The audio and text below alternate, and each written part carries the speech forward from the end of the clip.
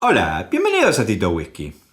En este episodio les voy a presentar dos single malts de la región de Speyside. Les presento de la destilería de Glenlivet, su edición de 12 años y la edición Founders Reserve.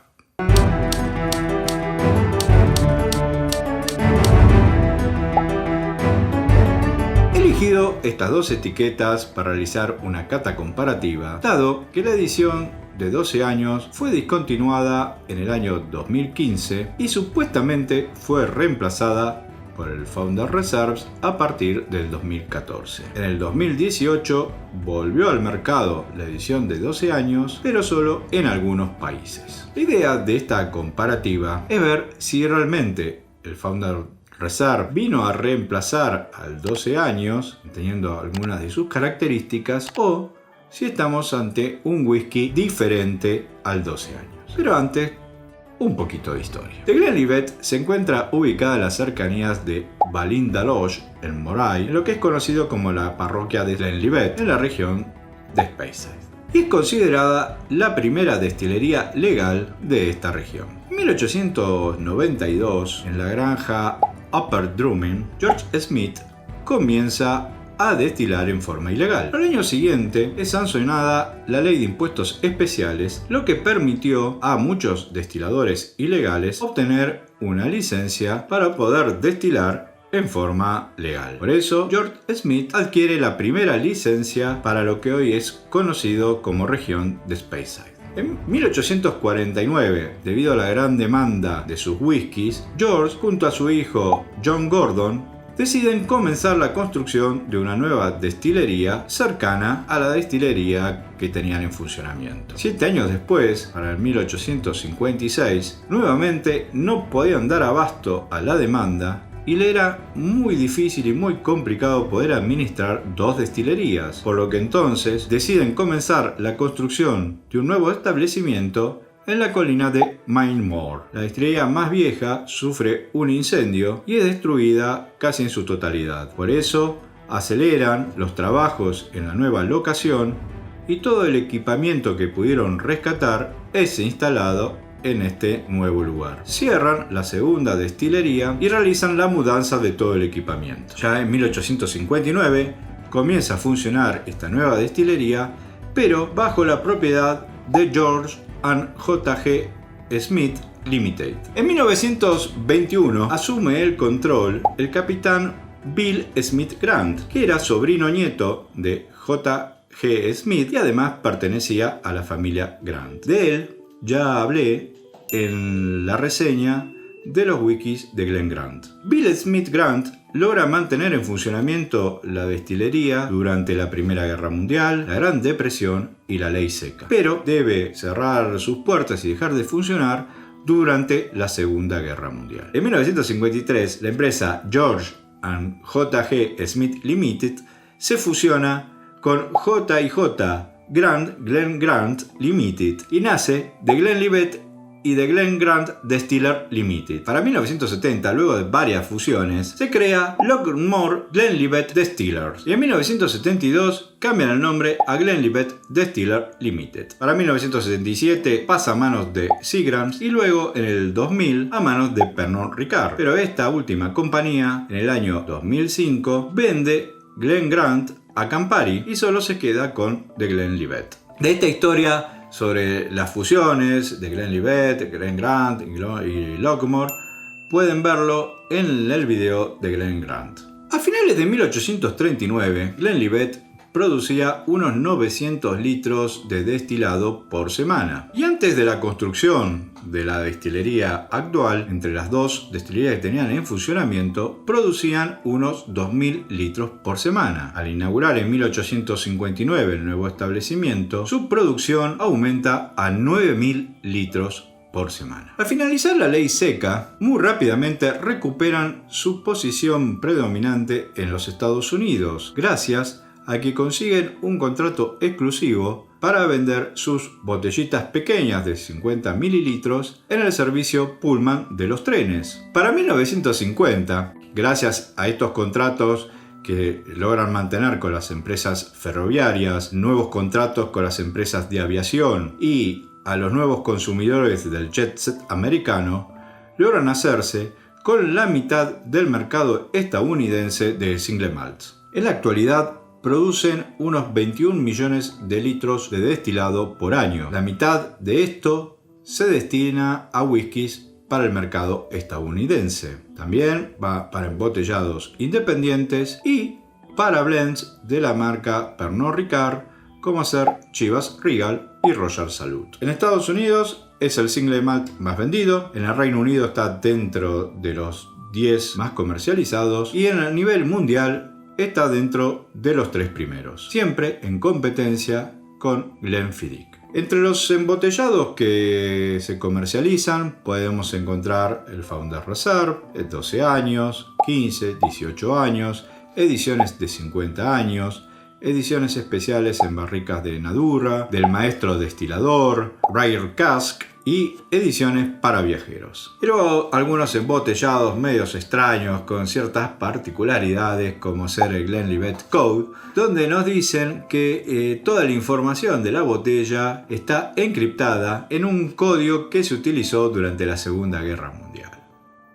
Hay una curiosidad con respecto al nombre de Glenlivet. Igualmente, en realidad, se lo conocía como Glenlivet. Entonces, ¿de dónde surge el prefijo de en el nombre? Como Glenlivet era muy conocida, muchas destilerías de la zona comenzaron a utilizar la palabra Glenlivet en sus etiquetas como una indicación de locación o de región. Entre 1880 y 1884, J.G. Smith comienza acciones legales contra 25 de estas empresas, llegando a un acuerdo, un contrato comercial en el cual estas empresas dejarían de utilizar la palabra Glenlivet, anteponiéndola al nombre de su marca, y Glenlivet pasaría a ser conocida como The Glenlivet. Pero la corte que avaló este acuerdo permitió a las demás empresas utilizar, luego del nombre de su marca, de su destilería, la palabra Glenlivet,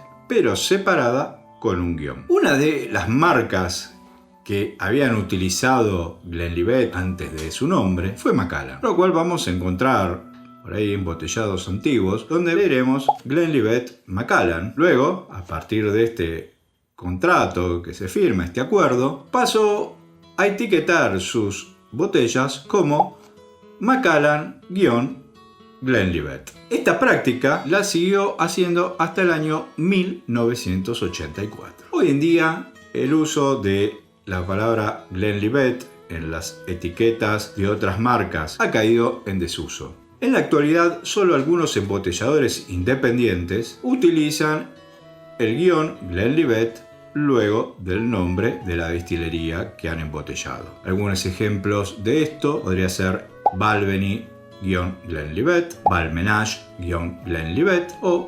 Outmore-Glenlivet.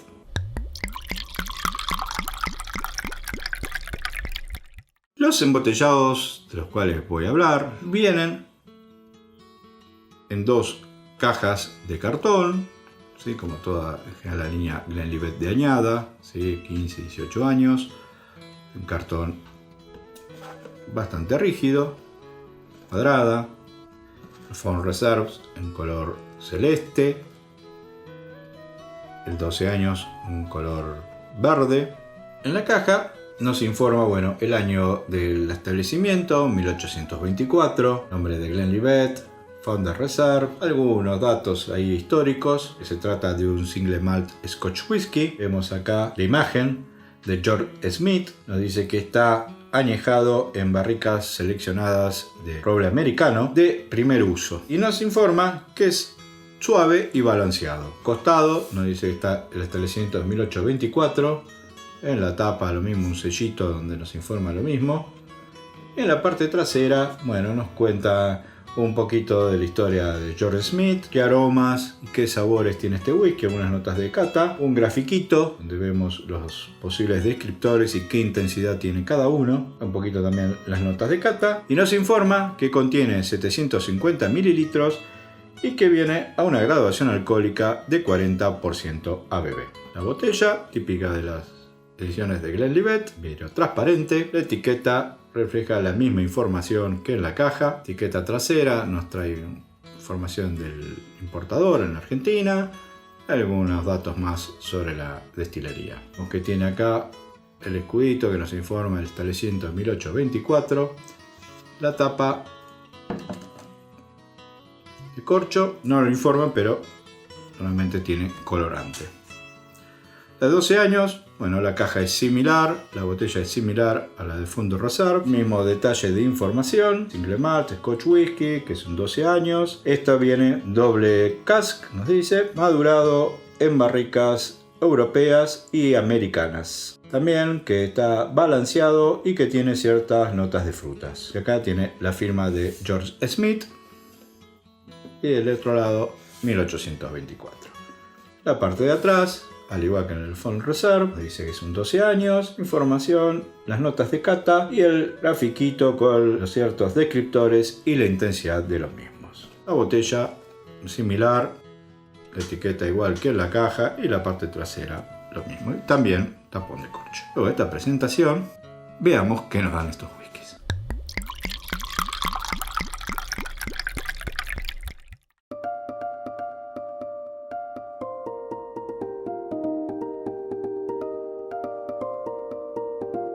Como la idea de esta reseña, esta cata comparativa, es ver cuánto del 12 años tiene el Fondo Reserves, voy a empezar por el 12 años. Veamos el color. Ambos whiskies tienen colorante. El 12 se le ve como un amarillito un poquito más iluminado, un oro por ahí. En cuanto a la sensación en la copa, parece ser un poquito denso, no muy ligero. Sin embargo, no queda muy marcado en los laterales de la copa. Bastante fino. Bueno, veamos la nariz. Bueno, jugo de manzana está muy presente, se siente ahí. Es la primera impresión. Muy frutal, tiene frutas. Piña. Hacía mucho que no sentía el aroma de la piña. Piña dulce, un ananá. Se siente como húmedo, una madera húmeda. Hay cítricos, algo de naranja, algo de caramelo. Caramelo dulce, ¿no? Un caramelo... No sé si conocen, caramelo de toffee o de cereal. Hierbas frescas. Bien, vamos a la boca.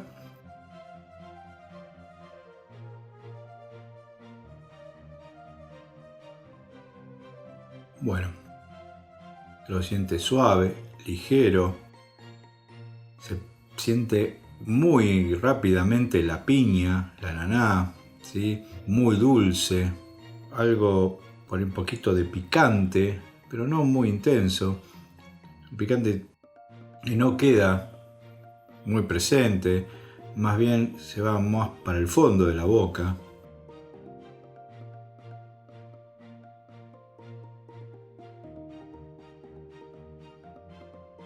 Fruta dulce, de nuevo la piña, durazno. Ahí se siente un poquito de cereal, pero muy presente el dulzor. Es un whisky bastante dulce, ¿eh? Cualquier nota que podamos encontrar, la verdad, está acompañada por el dulce.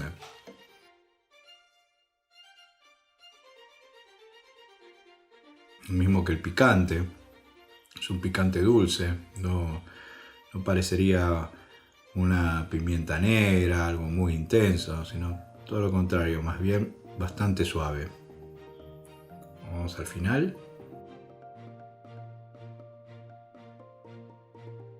Bueno, final corto, pero no demasiado, sino como que puede llegar a ser un final medio, no termina muy rápidamente, pero tampoco es muy prolongado. Queda una sensación en el fondo de la piña, está presente tanto en la nariz, en la boca, al final, en el fondo, es una cosa muy dulce, una piña dulce, muy agradable, la verdad. Algo de madera también, la madera húmeda que había mencionado antes, la nariz. Como una nota de humo, ahumada, pero no es muy, ¿cómo decir? No una nota muy presente, no da la sensación de ser humo en sí, sino como algo como un poquito quemado, ¿no? Algo tostado. También se podría haber llegado a percibir algo de flores, un poco de mazapán. Bien, pasemos al otro whisky. Y ahora sí, vamos con el Fond de Reserve. Vamos al color. También es un oro, doradito, pero parece ya ser más pálido que el 12 años. Esto yo no sé si es porque le puse más cantidad o tal vez la copa, el cristal es un poquito más pesado que el anterior, pero yo siento como que pesa más.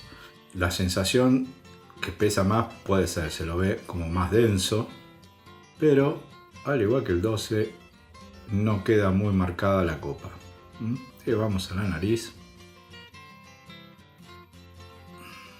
La madera húmeda está presente, banana, muy frutal, la verdad se la siente muy frutal. Ahí la banana está muy presente. Manzana verde. Hay como una sensación de un caramelo masticable que me hace acordar a mi infancia. ¿Sí? No sé si por ahí muchos a lo mejor no lo conocen, por ahí acá en Argentina sí. Lo que eran los caramelos Ugus, ¿sí? Caramelos masticables. Comíamos, que tenían los sabores de piña, de frutilla, bueno, de pera, después hubo de manzana, pero cuando yo era chico de manzana no había, eran los que más buscábamos eran los de ananá, los de piña, eran los más ricos. Por eso enseguida detecté en estos whiskies la nota de piña, realmente me hizo recordar mucho a esos caramelos. Y acá está presente, está muy presente. La mermelada también, de naranja, el dulce, al igual el dulce sí está bastante presente. Muy suaves, de jengibre. Y por ahí de frutos secos también. Que no. Vamos a la boca.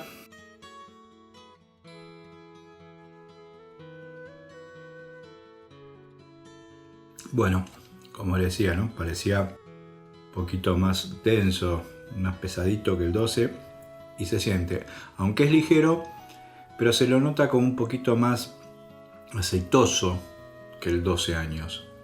Así que tiene un poquito más de densidad.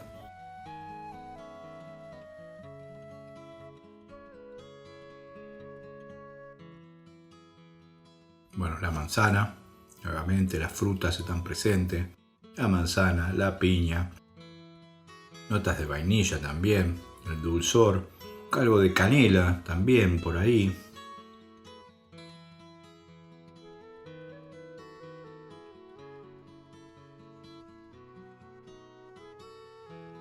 Un chocolate picante, un chocolate dulce por ahí, con ciertas notas de picante. Hay como una nota de una miel espesa, no una miel muy dulce, sino más bien no una miel muy suave, sino una miel intensa.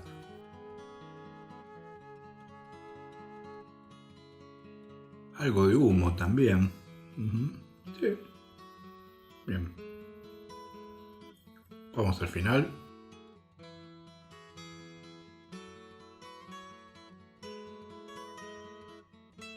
Lo nota como un poquito más intenso. Yo no sé si corto. Tal vez sí. Ahora sería como corto, pero como que queda algo persistente, un poco de picante. Más sobre el borde de los labios. ¿Sí? Freezer 12 tenía por ahí una nota de picante, pero como un poquito más atrás. Este ya parece ser más como una pimienta. Queda muy en los labios. Pero no es algo muy molesto. ¿Sí? No es muy intenso. Sí, la piña nuevamente está presente, se la siente ahí en el final. Y algo de jengibre. Pero no el jengibre en sí, como si estuviéramos comiendo el jengibre, sino como la esencia del jengibre, ¿sí? Como si fuera el juguito, ¿no? O sea, aplastamos el jengibre, lo exprimimos y nos queda ese juguito. Veamos qué pasa si agregamos agua.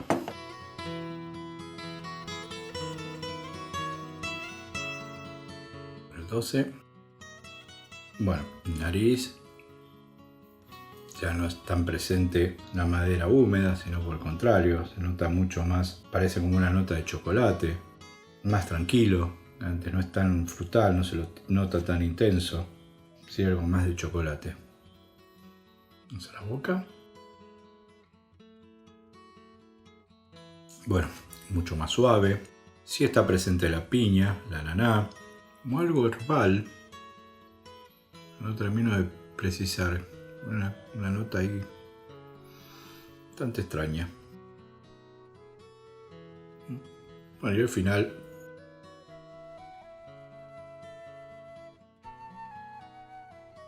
yo lo siento un poquito más seco, corto, pero mantiene más o menos la estructura. Vamos al fondo rosar. Bueno, nariz se intensifica, en este caso la madera húmeda, sí, más presente. Las notas frutales baja la intensidad, ya no son tan presentes. Sí se lo siente dulce, el caramelo masticable ya no está. Hay más una nota dulce de vainilla, más perfumado, más floral parecería. Bien, vamos a la boca. Bueno, ahora sí, mucho más ligero. El agua le sacó esa sensación que tenía más oleosa, ¿no? Un poquito más densa. Ahora es mucho más ligero. Sí está presente la manzana. Jengibre y la nota dulce. Y al final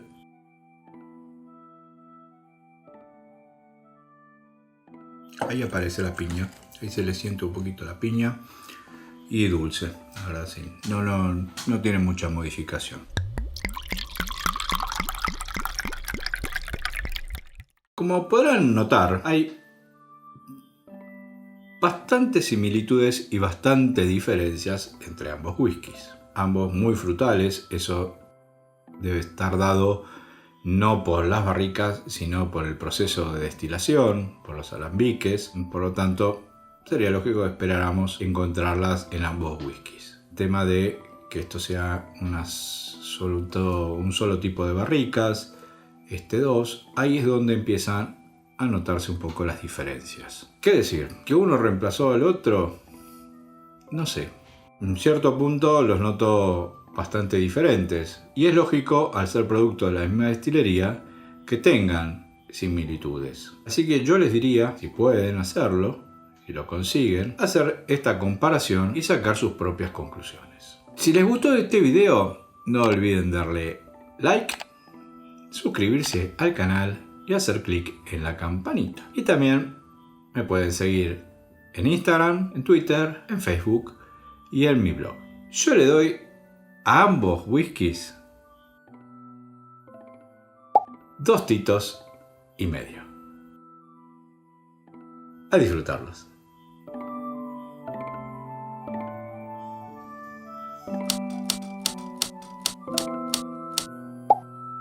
Ballinderlosh. En 1953 se produce la fusión de George and J.G. Smith con J.J. Grant Distiller. No, J.J. Grant Glengrant. Ediciones especiales en barricas de madura, del maestro destilador. Dije madura, dije.